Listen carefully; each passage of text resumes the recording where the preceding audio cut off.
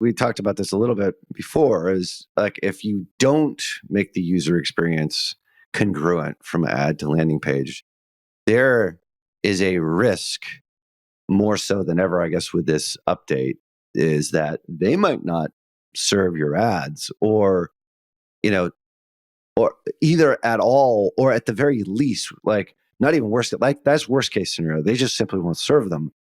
The other worst case scenario, which a lot of clients of and we look at this all the time, is impression share. It's like for that particular keyword. So PI lawyer Michigan, for example, which is a very competitive keyword. You might, or a car accident attorney Detroit, like you might pay $879 a click. We actually have a customer who did pay that and converted on it and got an $879 signed case as a result of it. The point is like they are sending traffic to a landing page, not unbounced, because it's custom made. The point is that it's a great user experience, like whether it's unbounced or whether it's not. I know majority of the clients that we have, especially in the e-commerce space, we can get into this in today's show, just are sending to product pages, which really aren't that great. I mean, Google Shopping, obviously, like you're sending to a product page because you're using the catalog.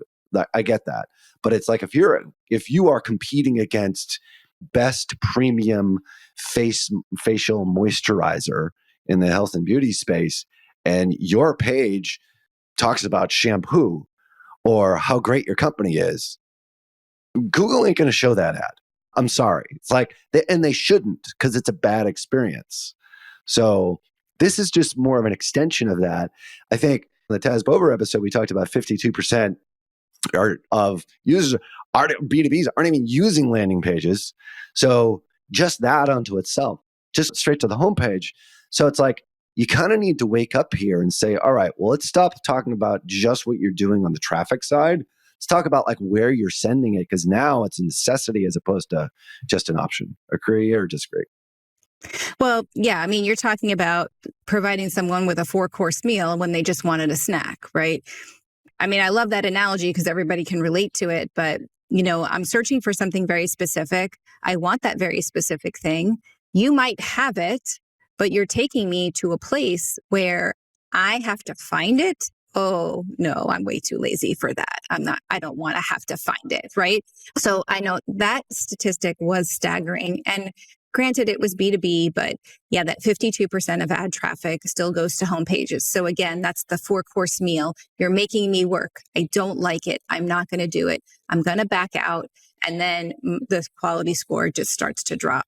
So if you think about it, this is why Google is doubling down. Like, it's almost like a parent who has said for like the 15th time and is about to lose their patience because they've said it over and over again and people still aren't getting it.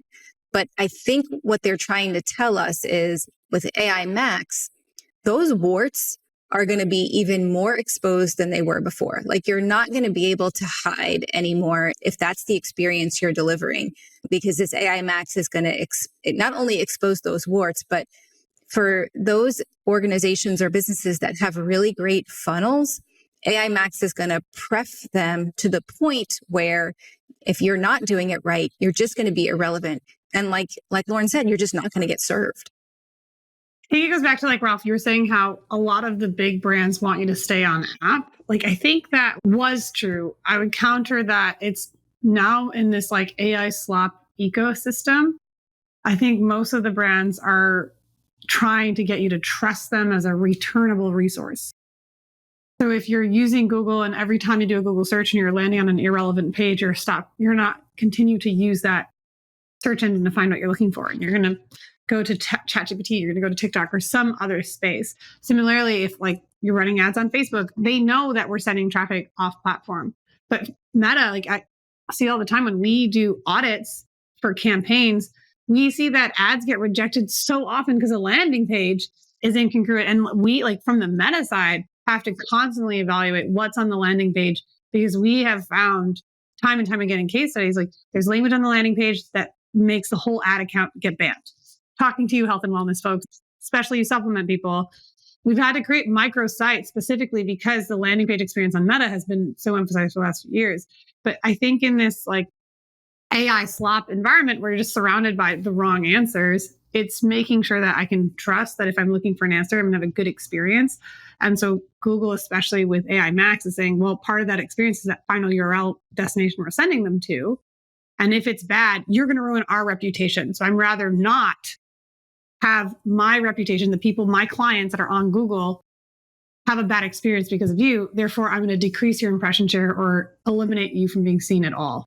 And Google doesn't care. Like, they're making billions no matter what. I mean, like, they can just raise CPMs on everybody else. Like, they don't really care. Like, just because you want to pay them doesn't mean that they're necessarily going to take your money if it's a bad experience. And I mean, we use the example with Taz, like all the like software pages that she sends to are revolutionize, best in class, us. Like, those are like horrible pages. And it's, you just like take just a little bit of time and say, well, what's the user actually going to experience once they click the ad? Is it, I'm looking for red shoes, and you send them to a dresses page? Like, I mean, come on, people. Like, let's, like those. Well, I get so mad. We yell at joke Google, about we yell it. at AI. Well, we joke about it, but it's so true. It happens so often. And hopefully people of the show don't do that. But just saying, people that don't listen to perpetual traffic, because these guys are super smart that we're talking to right now. The point is, like, this is a necessity. I would almost argue it's more of a necessity because, like, when you're talking about you're searching for red shoes and you get dresses, I think, again, how AI has like drastically changed how we interact online is that we don't have short and long form keywords anymore. Like, we're looking for red boots to wear at a Texas wedding in April. So we're having conversations in our search, and that expanded search is giving more specific intent and relevance demands on the pages that Google's going to serve up to someone for that solution. So it's getting, like you were saying earlier, about like the intent is there, and the personalization of that relevancy is going to be an almost unfair advantage for anyone that is setting up the user for the best experience in that space. And so when you're building your ad campaigns and making sure that you're having the best experience with everything, most time it's like cost ineffective to do customized pages and all that. We've seen, like with the Tazos or a template, even like, I'm really excited you're going to share the e-commerce template, share the screen, because there's stuff where it's like you can drag and drop and you can remove the burden of operations so that you can have that unfair advantage for however long AI Max works for Google, until it becomes like PMax just becomes cluttered. But hopefully that's not the case. But this is like a huge uptake for anyone that's like listening to this. If you can put together those resources, I think Google's going to reward you tenfold. Yeah. I mean, we'll see how easy for me to say. AI Max actually bears out here, because we'll obviously be testing it and talking about it. In advance of that, regardless of it, there's an opportunity, I think, for marketers just in general to shift their thinking away from just pure product pages. Especially one of the examples that we were talking about before we hit record here today is in the e-commerce space. And yes, you work at Unbounce. Yes, we use Unbounce. Yes, you have paid for advertising on perpetual traffic for Unbounce. But the reason is because this is a hidden need that a lot of people don't really do. And I think even showing some examples of some of the templates that you have, Taz will be so excited if we show her Taz Bober template. I can't wait to see it. But before we even show it, like, this is not something that you need to do for 1,000 SKUs. Like, if you have, and I was just using this example before we hit record here today, we have a client that has about 30 SKUs. I said 100. It was about 30 SKUs. We're like, well, what's your best-selling product, okay, with the highest profit margin that you don't have any sort of supply chain issues with? Like, if we sell it out, what are those 3 things? And pick that. So they had about 3 products, and it turned out to be one in the gun niche specifically. And then we created a whole campaign around that. The business went from 3 million to just about 9 million now. It's like 8.7 in 9 months, because they focused on one product. And you know what they did? They created a landing page for that product. There's so much strategy here. Obviously, Unbounce, we have customers in all verticals, but e-commerce is a huge one for us, and you can sort by templates for e-commerce. So the one issue or maybe misstep we see folks make is, if you're in e-commerce, and you're running an ad. I'll take Lauren's example of the red boots, right?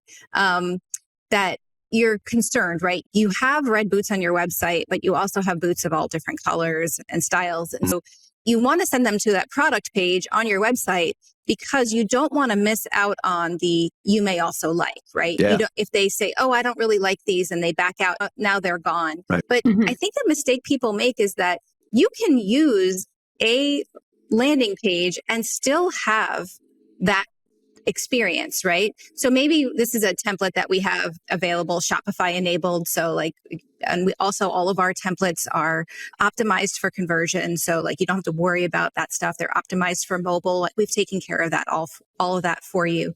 But here's a great example where you can have this product and then you can have maybe you may also like, maybe you pick your top 5 or 6 SKUs. In your example, Ralph, it was just one SKU. Maybe you do this for like your top 5 or 6 SKUs. You provide navigation between those products, right? So you can mix and match in that little ecosystem of landing pages that you have. Right.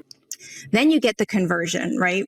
So this is your most expensive conversion. Hopefully that person's going to buy from you repeatedly, right? But then at that point, they've converted, right? You have their contact information. You can hit them by SMS. You can hit them by email. You can retarget them. Like all of those conversions are a lot cheaper. This is the most expensive one. You're going to get this one conversion, and then you're going to get the less expensive conversions down the line, which is really what you're looking for, right? That's how you make the most out of those conversions and start getting repeated business without having to spend, in your example, that $800 click.